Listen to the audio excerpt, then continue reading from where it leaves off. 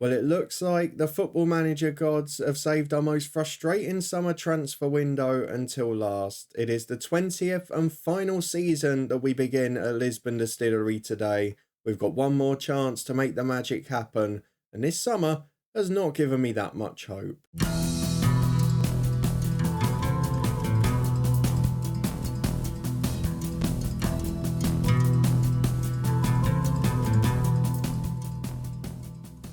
Yes, hello and welcome along to part 179 of this Build a Nation story, Lifting Spirits with me, Daniel.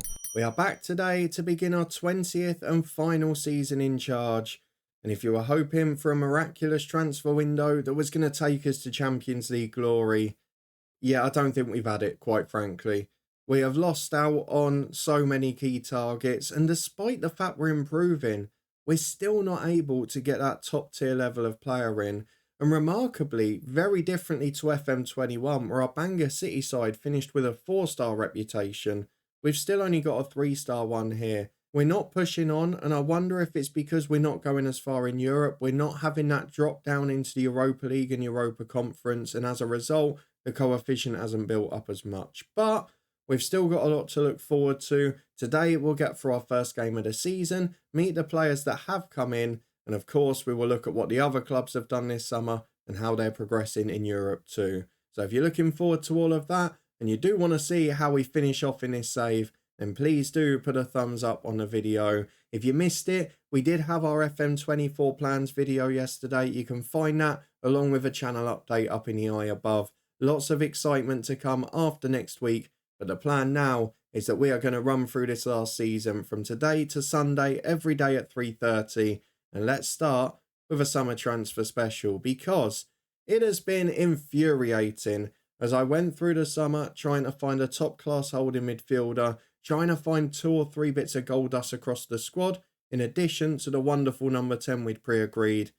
And it just wasn't happening. We missed out on key players. And the biggest clubs in Europe have still got a law that we just haven't got, unfortunately. We'll look at 1 or 2 of the ones we missed out on in a moment. But for now, loads of offers coming in for players. We're having one of those summers where quite a few are getting unhappy and frustrated. We're also having a summer where a lot of our youth players that aren't quite going to make it are getting moved on to other clubs in the nation. You can see Eamon Coldfield is due to go to Larne at the end of the calendar year. In terms of the ins, we've got one youngster who is pre-agreed to join in January. That player is a young star from the Republic of Ireland who looks great, and he will come in young enough to become homegrown in the nation. And that man is Paddy Hamilton. 325 grand, looks a proper gem at 17, is playing first team football in a top tier down there.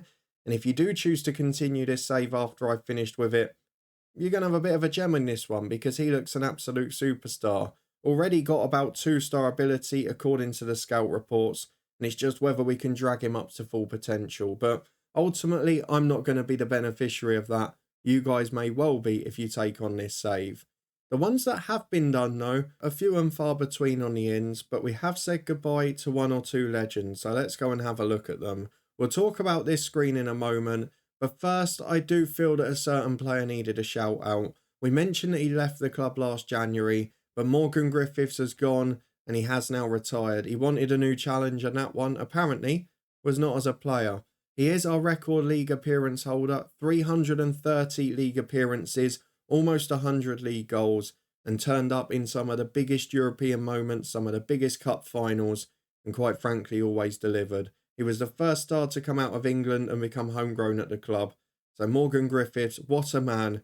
Just a shame he wouldn't stay a couple more years, but he's achieved everything he could have wanted. I mean, he's got 40 trophies listed to his name there, a real glittering career.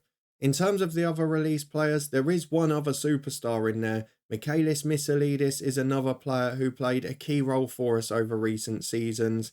That dwindled in the last 2 or so, but prior to that was a real important goal scorer. That initial loan spell, he was brilliant. And to have signed him for £7,000 plus the 50 grand loan fee before, I think you can argue we got value for money, didn't we? A really good player who will now probably go on and retire as well, because they've just got too much of a reputation for other Northern Irish clubs to bring in. And I'm hoping the FM24 features may make Build a Nations easier on that front in the future.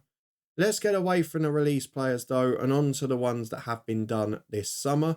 We did have some early departures from the club in the summer transfer window, and one of them is the second time we've sold a certain player. Owen Kidd has moved on because Linfield came in with an offer, £1.5 million, so not a bad deal for us. We sold him for £3 million to Derby, got a bit more money for a sell-on clause as well.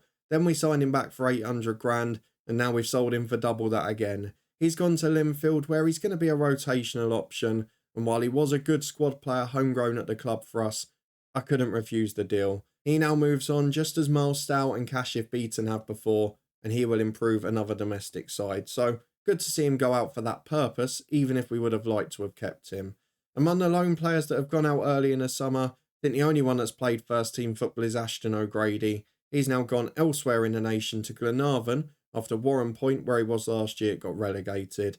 4 or 5 others there, but none of them anywhere near first team level. This season, though, we say goodbye to another legend, and that's where most of the money has come in. Mark Scully has gone to Derry City, which technically not a Northern Irish League team, but they are Northern Irish and they bring through a lot of Northern Irish stars. So the better they are, the more money they can bring in, the better for us long term.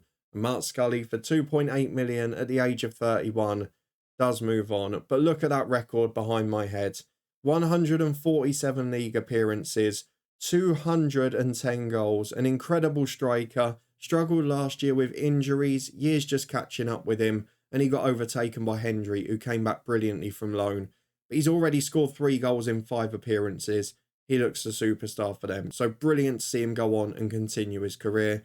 He's joined there by Declan Curtis, who has now broken into our Northern Ireland squad, but he's just not good enough for Distillery, and he doesn't really fit the tactic well. We couldn't have 3 number 10s, now we're going to be playing a 5-3-2 in Europe, and we already had the wonder kid coming in the summer, as well as Balikci staying.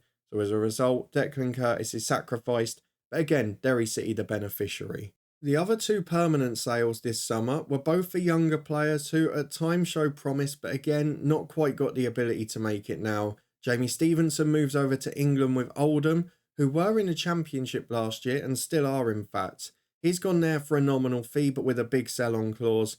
He's not got the greatest personality, but he's got talent, and it would be good for me as an international manager if he could progress. On the other side of that, Shane Lowry has gone to Linfield. He was firstly a brilliant youngster when he came through, but as the squad has improved over the last couple of years quite dramatically, his potential in comparison is dwindled a little, to be honest. So he's there now. He has been making substitute appearances. We'll see how he gets on the rest of the year. The other ones to go out are Lone Stars. Ross Fleming to Carrick. He went to Glenarvan last January on loan, scored 1 a game. We've also got Ronan Duffy, who has gone to Ballymena United. He replaces Jared Gorman, who wouldn't stay there another year. Tennant Harding has stayed with Coleraine, so that is one positive for another side in the nation. And 2 youngsters have gone out on loan. Aaron Simmons to Charlton, who will probably be sold after this loan spell. And Chris Evans, who we did meet briefly before, was also our first summer signing. He is one of 3 players to join the club this summer, and he is the only one that's not an immediate first team consideration. He came in with 2-star ability, a bit of potential as well, and he's one of those ones where I think bring him in for free, develop him a bit, he'll either do a Declan Hendry and become brilliant, or sell him on for a few million quid, and without really any expense either. Must have some talent because he's a former England youth international, so we'll just see how he gets on this year, and if he's good enough, we'll sell him in the future. The big one though is still the one that we'd pre-agreed already. David Del Guidice is a brilliant number 10, an official 2-footed wonder kid at 20 years of age, a number 10 who can play off the right, who can play centre midfield, and just has bundles of ability. He's a real superstar, he's a French under-21 international, and while Balikci provides very strong competition for places, to have 2 players of that quality, rather than relying on a Scully or a Marival Austin, yeah, I think that's going to make a big difference to us. So Del Guidice, a very good sign-in for this summer. The other player we've bought in is a loan from Manchester City. We missed out on Matulovic, who I did in the end try and sign. But this man is about our plan E, F or G to replace the holding midfielder problem, because we know we're going to be playing that with Europe this year. I had a few talents who I really wanted to bring in. We didn't get any of them. We got pipped to the post because there's not many about in world football in this save. And Ender Gunders from Manchester City was probably the best of the option. 1.2 million loan fee, the joint highest wage at the club. But what I like about him, yes, he's not the best on the ball. He works his backside off. He's fit, he's versatile, and he's also got a natural left-sidedness, which we don't have much of in the team. He's currently ranked as 2.5 star in that role. He's an England under-21 international, but crucially, he can play naturally in centre midfield, so he will get 1 or 2 games in there too. And he is a bit of an all-rounder, so while not the world-class player I was looking for someone who could come in as a squad player, play those 15 games a season in Europe, I felt like he was the right option of the ones that we could get in. And in the end, after a season at Burnley last year where he played top championship football, he comes to us and he's going to be a star. I've got no doubt he will be key in Europe. So as you can see, a little bit of a frustrating summer. I guess the positives to take are, if we can get a superstar before the end of the window, we've got the money to do it. However, there is a flip side to that, which means we're probably going to lose a bit more money this year. Because after waiting a year and not getting it when we expected, we have finally got stadium news. It's actually better than they initially said. Now, the negative side of it is that this season we are going to have to play in a 4,200-seater at Grove Park in Belfast. Now, our average attendance last year was 6,000, so it's going to hold us back. However, I'm hoping that will fix the stadium glitch we had with the Champions League, which will allow us to play at Windsor Park, fingers crossed. But more importantly, if we have a look at the regular stadium, we are due to move back in to a 10,500 capacity new Grosvenor Stadium with 3,500 seats, the expansion. Now, initially they'd agreed to upgrade by about 1,000 seats to around 7,900. They've now agreed to go to the max capacity for this stadium. Now, the reason that's important if you want to take on this save is that it doesn't require a new stadium, so you can still ask for that in the future when demand really goes up, and it also gives you a few more years of growth yet. So that is really good news for the long term of the save. There's also an improvement going to the youth facilities as they've been downgraded by modern technology, and the training ones are state of the art now. So realistically, there can't be many complaints, but for this season, for our final one of this save, going to a stadium that's smaller then our average attendance is probably not ideal, but I hope in Europe it might actually do us a favour. So we'll see how that affects us as the year goes on, but for now, let's go and have a look at one or the two we've missed out on, as well as having a look at what the other sides in the nation have done this summer. So I'm going to show you the main number 10 we missed out on, who I think went to Arsenal. I'm just going to double check it. He was another Uruguayan wonder kid, going back to what we had in FM22, and he's now loan listed, but we can't get him in. For some reason, he just won't agree to join. We did try and get him before the other lad. Now, he's an official wonder kid, as you can see, has played for Uruguay's under-20s. He's actually a natural number 10, but he's just as comfortable in that holding role, and you can see he's rated really well there. And in fact, I know he's very aggressive. I'm going to try and loan him again. It didn't work the first time. We're going to try it again this time around and just see if we can pull it off, because having two of them is not a problem. Hopefully he'll agree this time, but I've got a feeling he might say no again. So that is the man that we missed out on permanently. It was about 1.5 million as well, which makes it all the more annoying. But we can't dwell on it. We've got to look forward. And with that, we need to go to the rest of the nation, because the summer transfer window has been pretty busy. We saw Owen Kidd moved across from Linfield. If we go back to the end of last season, before the cut-off date, there were a few transfers. You can see the Linfield one for Owen Kidd in there. There were also a couple of deals for Larn, who bought in this fairly average old midfielder from Livingston. They also bought in a player from Derry City, who again is a little bit over the hill. But if they bolster the squad for a season, it's not a big problem. I just don't really like the fact that they're all going for constant experience churn of players that have no sell-on value. Just doesn't make sense. Further up the list, I found it interesting that Carrick were able to get players in on loan from Rotherham, albeit they're not particularly good. Sean McCann, who left us last summer for Coleraine, has now gone to Glentoran, where he's getting a little bit of money. And if we go over to this season and go through the year, it's been a pretty quiet summer with big deals few and far between.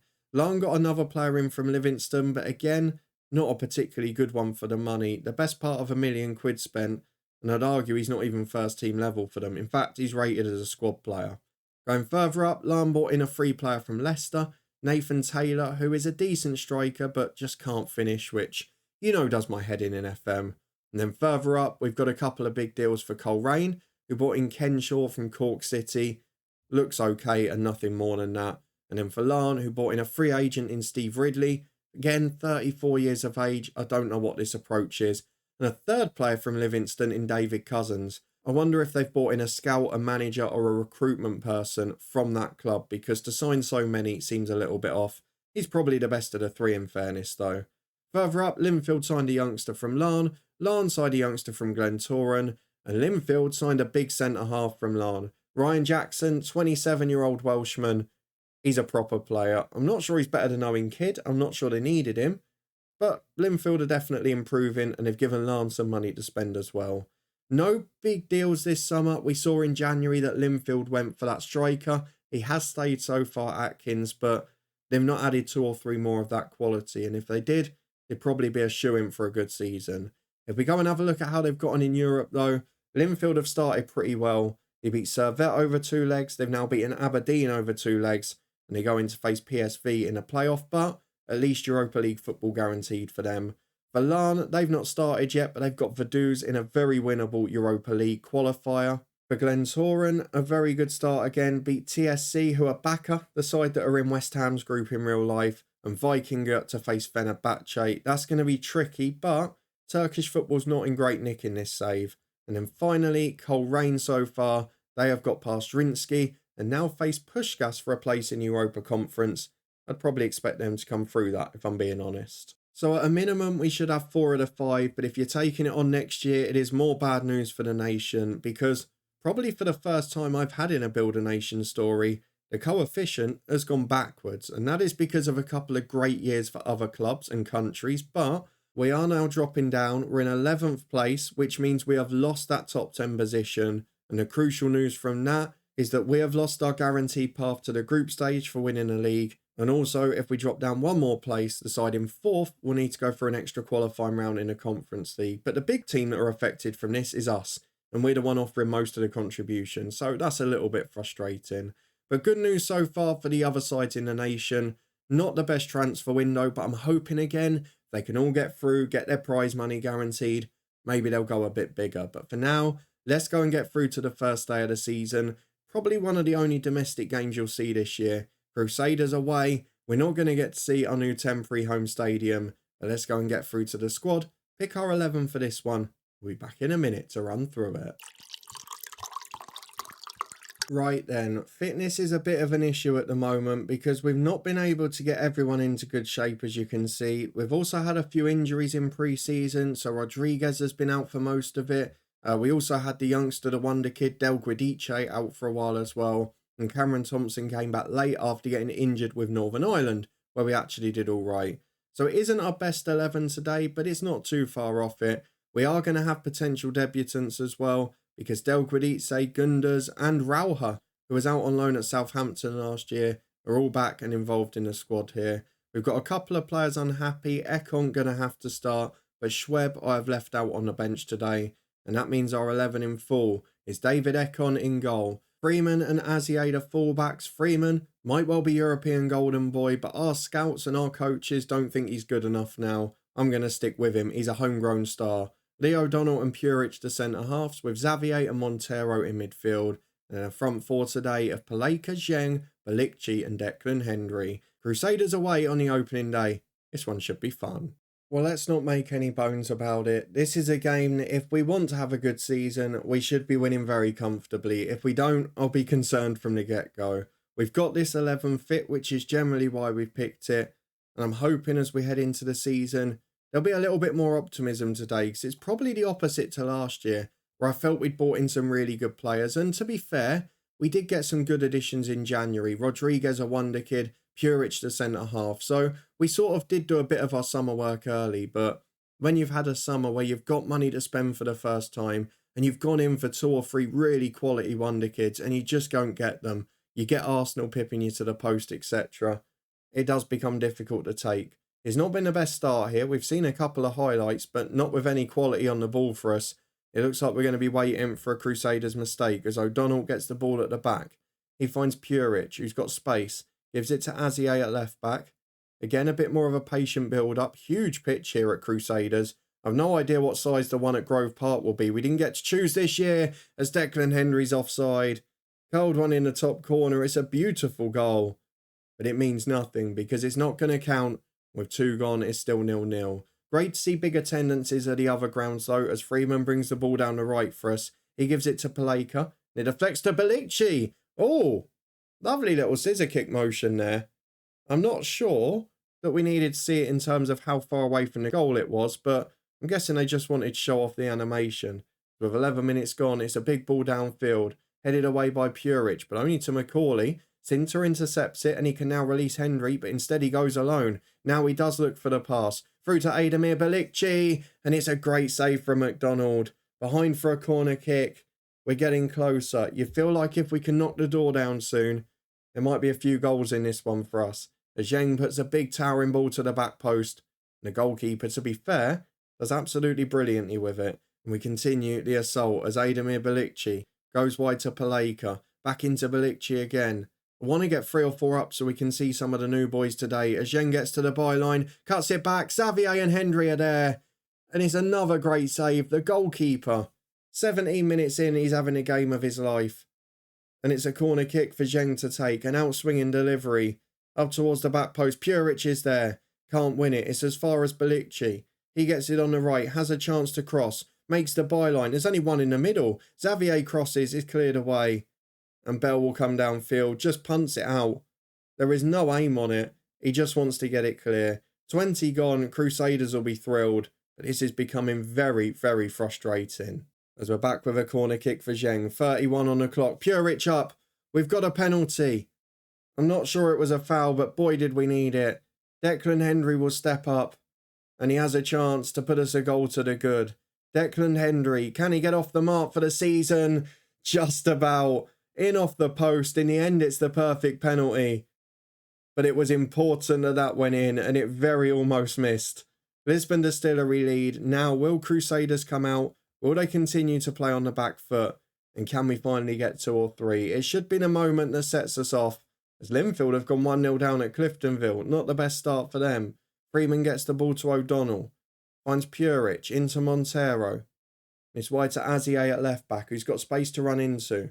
Instead plays short. Now we look for the long ball. Henry's got in behind. Must finish from here. Chips it over the keeper. And into the back of the net. It is Crusaders 0, Lisburn Distillery 2.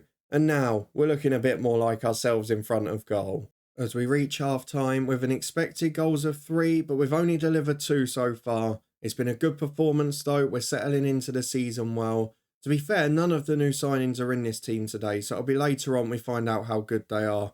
If we can get one more, I'll get a few of them on a bit earlier. Try and build some fitness into some of them lads. As for now, it's Puric at centre-half to Azier. And Crusaders just haven't got an out ball. They've signed Andrew Bell up front from Glentoran, who's about 34 now. Was a great striker, not anymore. And he can't win that one, as you see. O'Donnell overpowers him. Belicci brings it away. Chance to shoot for him. He goes into the box. And Ademir Belicci makes it 3-0. He'll probably be sacrificed soon so we can get the new wonder kid on. But Ademir Belicci with a really good strike. And he's off and running for the season now too. I'm going to give it 5 more minutes and then I'll bring the other kids on as Montero's cross is headed away. Ademir Belicci back in. That's another penalty. Declan Hendry on a hat-trick. And if he scores it, we can give him a rest and get Rauha on. He does just that. So with 53 gone, let's make some changes already. We're going to go for Del Guidice on in place of Ademir. We're going to bring off Declan Hendry for Rauha. I'm also going to give a rest to Zheng. And I'm not sure who I'm going to bring on for him yet. Although it would be nice to bring Gunders on, I think it's more important at the moment that we build up match fitness for people. So I'm going to bring Rivera on and switch Paleka over. I'm going to give Leo O'Donnell a rest. He's had a busy summer. Schweb will come on for him. And we'll save the last one a few more minutes. But then Bayavang or Timofeyev will get a run out. 4-0 Distillery, it should be job done. And Declan Hendry with his first hat-trick of the year already. While Larne have taken a lead in their match, Linfield are still level as with a quarter of the game to go. Has quietened down since the subs, but there's the substitute Del Guidice, who almost gets his first. Let's have a look at what we can do. Puric on a yellow, there's no need for a risk. I'll bring on Timofeyev. We'll put Azier in at centre-half. And Schweb is better in the air, so he'll go that side. 5 changes made now. Let's see out the last 20. Well, Larne have doubled their lead, but Linfield, as it stands, are still dropping points on the opening day as Freeman, not quite sure what that was, gave the ball away to nobody. Didn't even look like he attempted a pass as Keegan chips it forward. Don't lose the clean sheet. Lee's in, and Ekon beating at his near post. I mean, that was a catalogue of errors from Freeman to Ekon. Not the greatest marking from Schweb either. And Larne have got a third and fourth now, and they'll go top of the league as it stands. Linfield still being held. We've had a decent opening day, but I'm not particularly thrilled with conceding there. Crusaders 1, Distillery 4 is the score. Enough to be pleased, but not enough to be excited for this year. From now on, though, the focus is European football, and we'll build up players' fitness between now and then. Let's go and have a look roughly at when that schedule takes place, so we can see when we're next going to be back. Well, our main expected title rivals have already dropped 2 points, so there's not going to be much focus on the league this year. We know over a full season we're going to beat Linfield, and it's just about odd cup finals and, most importantly, Champions League football. The first game is normally around the middle of September, but we'll be back for the first big game from the group stage. We're going to try and get this season done in 5 or 6 parts, and then we'll push on and look at the 5 years in the future. So for now, if you're looking forward to that and you did enjoy this start to the final season, please do put a thumbs up on the video. Let me know what you think of the few transfers we have got in and the frustration of the ones we've missed out on. We've just not got that same reputation we managed to build with Bangor City, and I really feel the lack of Europa League and Conference League runs have made a difference, because Larne and Linfield basically still at the same level as us there. If you want to stay up to date though and see if we can make Champions League history this year, I want at least a quarter final if we can. And please do subscribe and turn that notification bell on. Of course, as I mentioned earlier, we did have our FM24 plans video yesterday. You can find that up in the eye above. There's also loads of save idea videos as well, and a few other discussions about the new game. You can also find the Twitch channel and the football podcast up there too. A massive thank you for your continued support. You can pre-order FM24 now by using a link down in the description. Thank you very much for watching and joining me for the final season of this save. Hopefully it's going to be a fruitful one, but the early signs from the transfer window aren't that promising. I'll see you next time to see if it improves.